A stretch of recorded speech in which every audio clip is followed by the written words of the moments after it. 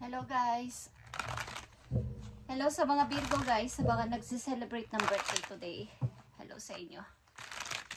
Virgo, kumusta na kayo guys? Sa mga Virgo. Tingnan natin ang inyong message today, Virgo. Okay. Para to sa mga Virgo today. Bigay mo ang tamang message sa mga Virgo today.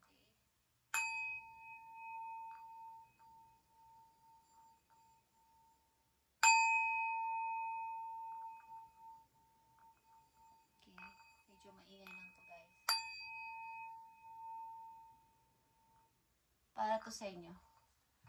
Ang message today, kumusta na kayo? Virgo, happy birthday!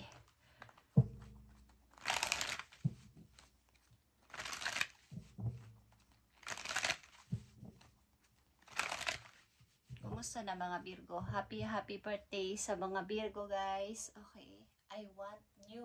Okay. Gusto ko ng new. But hindi naman naka-start. Nang tuloy-tuloy. Nag-iisip. Okay. Nag-iisip. Malalim na pag-iisip sa mga Virgo. But lihim. Hindi pa makapag-decide. Okay, Virgo. This is for you. Kumusta na kayo, guys? Happy birthday. Sa mga Virgo, paulit-ulit. Okay, Virgo. Tumawa ka man lang. Okay, Miss Smile. Virgo, unang message is napakahalaga for me. Para sa inyo, ang message na to. Today, September 14. Happy birthday sa inyo, guys, Virgo. At kung ito ay maliit ang upload, bukas na ito ma-upload. But ito ay September 14, guys. Okay. Five of Pentacles. Nahihirapan kayo sa money. Ilan sa inyo? At nahihiya naman humingi ng help. Nahihiya naman humingi ng help. Okay. Five of Wands is here. May mga away-away sa paligid, guys. Sa inyo. Sa inyong paligid. Maaaring ito ay may kaugnayan sa inyong family or sa inyong sa mga taong involved sa buhay ninyo. At kulang kayo sa energy. Okay? Bagamat mukhang kayo ay mayroong mga hinaing sa buhay. But, sad to say, may maganda naman naghihintay sa inyo. Okay? Konting hintay at konting pagtitiis, paglalaan ng energy sa sarili, pagcha-charge sa sarili. Okay? At may magandang alok sa inyo si God. Guys, may magandang alok sa inyo si God. Ace of Pentacles ito. Big opportunity ito, Virgo. At titingnan natin ito.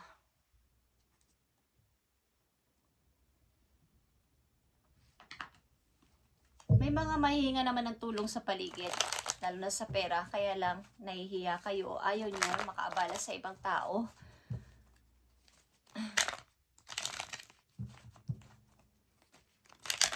May alok na maganda ang kapalaran sa inyo, guys. Okay, Virgo. Happy birthday sa inyo, guys. Tignan natin. Konting pahinga at konting charge sa sarili. Five of Pentacles. Five of Wands. May mga minor kayong obstacle sa buhay. At pagpapahinga kailangan dito, Virgo. May magandang opportunity na paparating sa inyong buhay. Okay? Destiny is here or the wheel of fortune.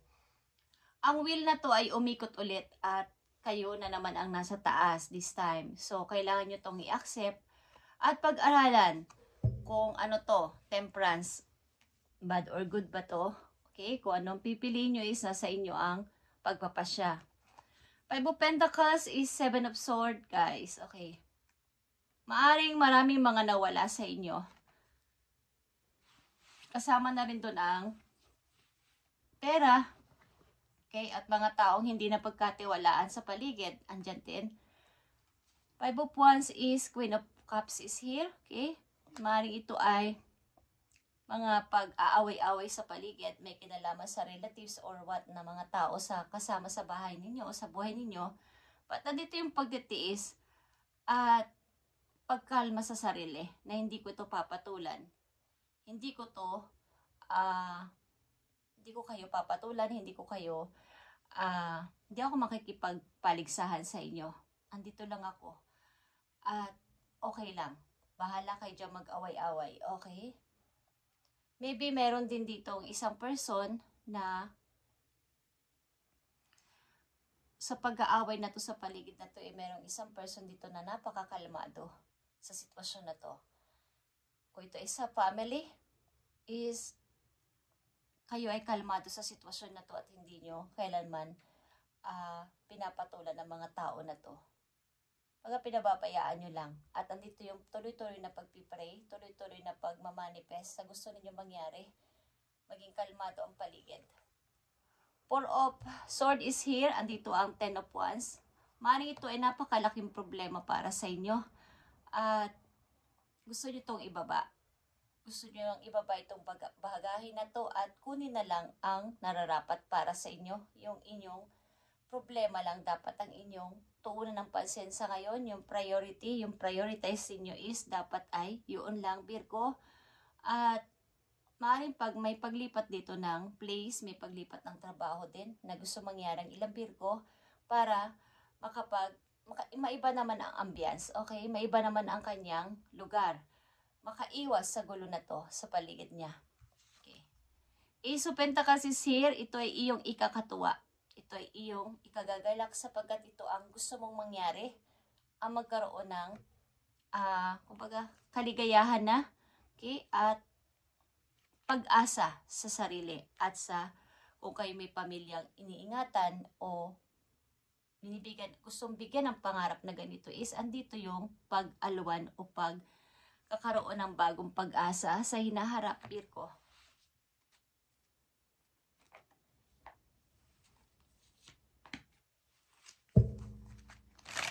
Para to sa mga Virgo today, September 14. Ups and downs sa pagdating ng money. At marami kasi gumugulo sa utang ng ilang Virgo dito. Maraming pampagulo din.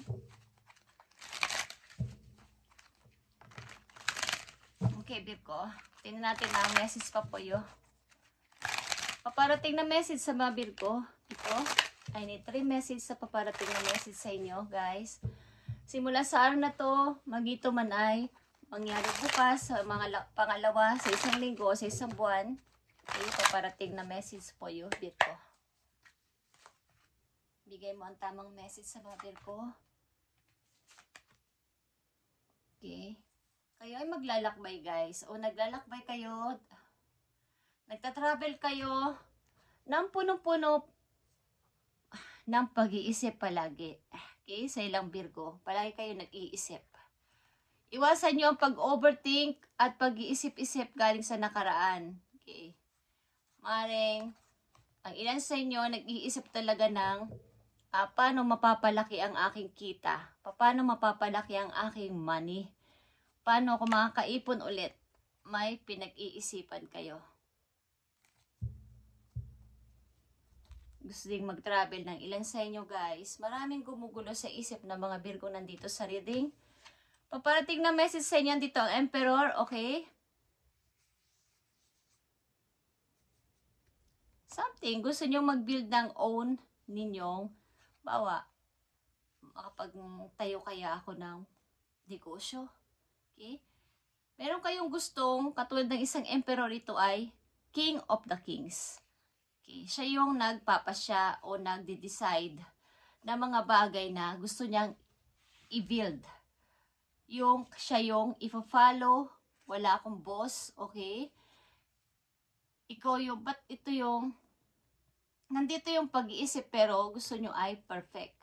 Gusto nyo ay pulido ang inyong kaisipan o pag-iisipan o pagdidesisyonan. Bagamat napakatagal o medyo matagal is, gusto nyo yung walang masasabi ang iba at talagang kayo ay pupurihin. Okay, andito yung the sun, guys. Okay, mga paparating itong message sa inyo is napakaganda. Bagong pag-asa ito for you at ito ay ikakatuwa mo. Magiging masaya ka dito. Magkakaroon ulit ng sigla ang buhay mo. At bagamat andito ito, guys, something mga tao sa paligid din is mag-ingat kayo. Okay? Sa mga tao na pwede kayong isali sa trouble o isali sa mga gulo, isabwat sa mga ganito. Okay?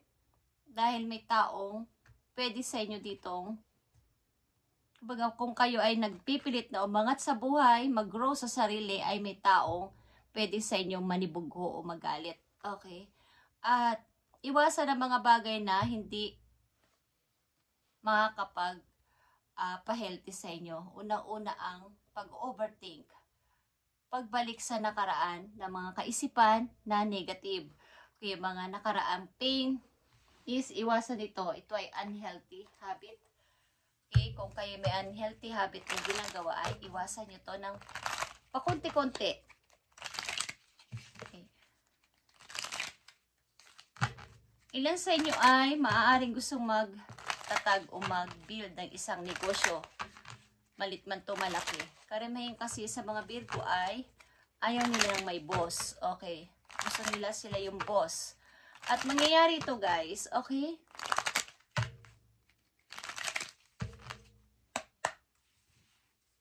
Message po you Virgo. Happy birthday sa inyo guys. Andito ang vision. It is time to look inward with an attentive eye. Katulad ng eagle. Ang eagle ay lagpasan ang tingin nito guys. Mapagmatsyag. Allow your heart to guide you and opportunities you will never dream where possible will present themselves when you less expect it. Get ready for greatness. Okay. Huwag niyong mangyayari is mangyayari.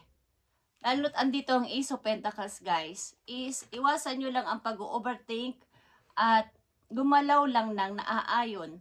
Kaya sumabay sa agos ng sitwasyon sa paligid at kung may gusto kayong. At ang the best dito ay yung pagpapalakas sa sarili sapagkat kayo ay papunta doon sa napakagandang bagay na mangyayari sa inyo. Dito ang the Emperor and the Sun and the Ace of Pentacles. Ang karamihan kasi sa inyo ay mapagmatsyag, mapag-observe. At katulad ng isang eagle, ito ay pag nagmamatsyag kayo at inaalam, alam nyo ang nararamdaman ng iba, alam nyo iniisip ng maraming tao sa inyo. Mapili kayo sa lahat ng bagay at gusto ninyo yung pag inisip nyo o pag ginawa nyo ay talagang mangyayari kaagad. Pero this time, sumabay muna kayo sa agos ng sitwasyon at mangyayari is mangyayari. Huwag masyadong mag-expect. The more na hindi mo to iniisip or masyadong pinupursige sa sarili is mangyayari ito nang hindi mo nalalaman na matutuwa ka na lang. Okay. I-manifest mo to ng sobra-sobra at makinig sa iyong puso. Allow your heart to guide you. Virgo.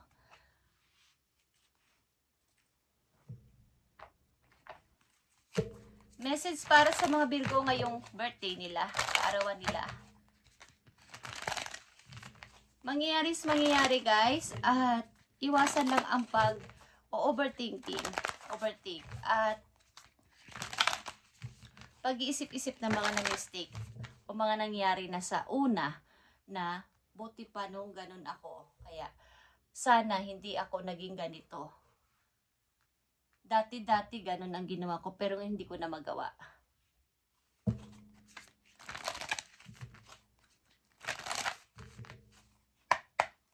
Tingnan natin ang message sa inyo, Virgo. Reflect on your priorities. Katulad sinabi ko kanina, yung priorities guys, yung mga big target ninyo, yung target talaga ninyo, yun lang. Doon na kayo mag-focus. Okay? May kinalaman to sa inyong action at sa decision. Pagdidesisyon na ninyo sa near future at saka sa inyong baga sa paggalaw nyo, sa pagsasalita nyo, sa pagdidecide nyo, may kinalaman ito, Virgo. Yung prioritize lang nyo o priority nyo lang this time ang inyong bigyan ng focus at magpalakas. Okay, sa mga Virgo na nandito.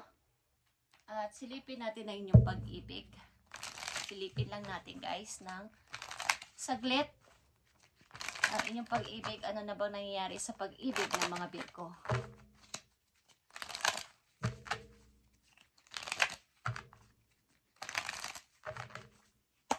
Para sa mga Virgo, okay, spiritual is here. Your spiritual journey is beginning. Okay. Baga, ang ilan sa inyo nanditong Virgo ay naglalaylo muna about sa pag-ibig at kapag iniaalaw nyo kay God na kung dumating siya sa buhay ko ay galing sa'yo, ang person na to. Binibigay nyo na lang kay God yung kapag may dumating na person sa akin, sana galing sa'yo. Okay? Galing sa'yo, God, ang babae o lalaki na darating sa buhay ko. Mukhang ang ilan sa'yo dito ay nagkaroon ng spiritual awakening. Kaya maraming naranasang kaguluhan sa isip. Okay. Nihimo kayo dito ng inyong guys na more upgrade pa sa inyong spiritual relationship. At lahat ng bagay na to na inyong hinihiling ay magkakaroon ng katuparan, guys. At kaya nagkakaroon ng mga ganitong struggle o obstacle sa inyong buhay, sa inyong kasalukuyan is may maganda pang naghihintay sa inyo sa near future. Hindi ka lang dapat dito nakafocus. May maganda naghihintay sa iyo sa near future, guys. Maaaring bukas ito, sa makalawa, sa isang linggo o sa isang buwan, is matuto ka lang itong kalmahin ang sarili mo at magpalakas. Sa ngayon, okay, wag mag-overthink. Mukhang pag kayo ay napupunta sa isang sulok o napapag-isa is maraming kumakalikot sa inyong utak. Okay. Especially galing sa past, galing sa nanakit sa inyo, galing sa mistake, galing sa sana, kung sana. Okay. Virgo, happy birthday Virgo, and tumawa kayo. Tumawa kayo. Huwag niyong gawing big deal ang struggle na to at may magandang mangyayari sa inyo, guys. Mag-ingat lang kayo sa mga matang nakatingin sa inyo. Maging literal man yan na nandyan sa tabi ninyo or sa mga kinakasangkutan nyo ng mga group. Okay? Tinitingnan ng inyong pagdidesisyonan at ang inyong happiness. Okay. Thank you, Virgo, and happy birthday. Smile, Virgo, smile. At si God ay laging nasa tabi mo. Okay? Thank you and God bless, Virgo.